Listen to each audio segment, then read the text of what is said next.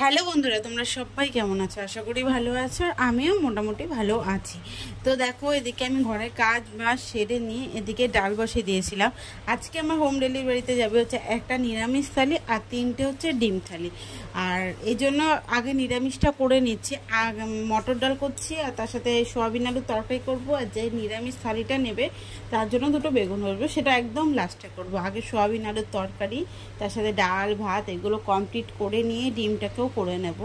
তো আজকে আর তোমাদের সামনে আমি আর এলাম না, আমার যতটা কাজ বাজ যতটুকুর মধ্যে একদম অল্প মানে একটুখানি ভিডিও তোমাদের সাথে শেয়ার করলাম, যা সংসারে যে কাজ বাজগুলো করেছে। আগের দিন আমি ঘর ঝেড়েছিলাম, কিন্তু সেই যে ওই বাসনগুলো ধুয়ে আমি বলেছিলাম যে রেখে দেবো, কিন্তু সেটা আমার রাখাই হচ্ছিল না।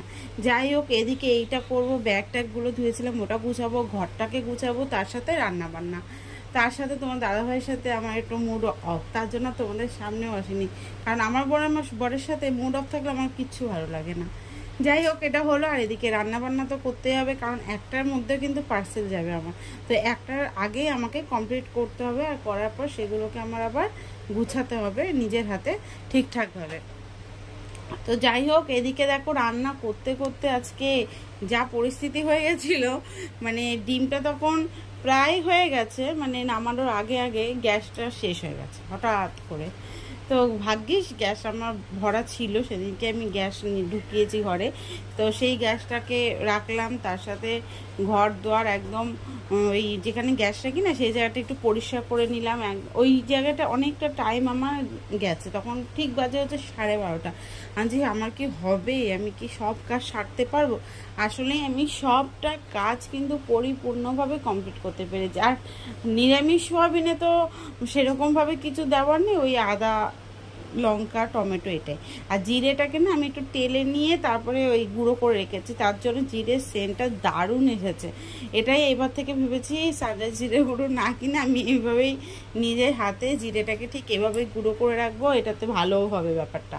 যাই হোক, সব রান্না বান্না তোমরা একবার দেখে নাও। এখানে আছে ডাল, তার সাথে আছে বেগুন ভাজা, সয়াবিনের তরকারি, ডিমের ঝোল। আর ডিমের ঝোলটা একদম সিম্পলভাবে কাঁচা লঙ্কা দিয়ে করেছি, কারণ যারা খায় তারা অত তেল মশলা খায় না, তার জন্য আমার ঘরে তেল মশলাটা একটু কমেই গেছে। তোমাদের দাদাভাই বলছে, তোমাদের দাদাভাই সত্যি কথা বলতে আমি যখন যেটা করে দেবো তখন সেটাকেই ভালো বলে।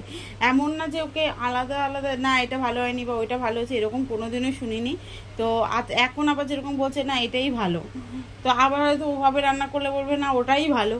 তো ও সেরকম ঠিকঠাক করে কোনোটাই বলে না, কিন্তু যারা খাচ্ছে তারা কিন্তু ভালোই বলছে। হয়তো তোমাদেরকে শোনাতে পারছি না সে কথাগুলো, যদি তারা কখনো মানে এরকম হয় যে তারা বললো তোমরা শুনলে না সত্যি ভালো, তাহলে হয়তো তোমরা বুঝবে। যাই হোক, সব করে ঘর দর একদম টিপটপ করে গুছিয়ে নিয়ে আমি স্নান করে পুজো দিয়েছি। তাও বললাম তোমাদের সামনে আমি আসিনি, সত্যিই আসিনি।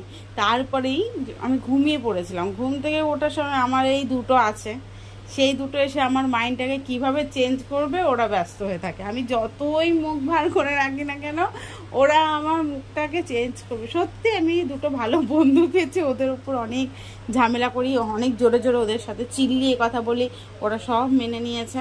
তাও আমি বলেছি আমার সাথে তোরা অন্তত পক্ষে চিল্লাবি না, তোরা যদি আমার সাথে এভাবে কথা বলিস তাহলে আমি কিন্তু কান্না করব। ওরা এটা নিয়েও হাসাহাসি করে যে ও ঝগড়া করতে পারবে, আমরা ঝগড়া করতে পারবো না।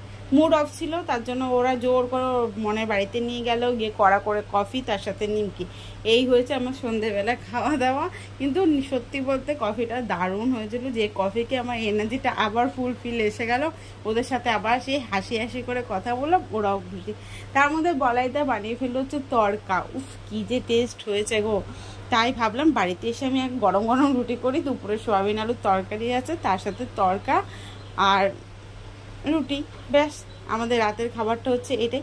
তো সব মিলিয়ে ভালো গেছে খারাপ গেছে মিলিয়ে মিশিয়ে রয়েছে, তাই ভাবলাম তোমাদের সাথে এইটুখানি একটু শেয়ার করি।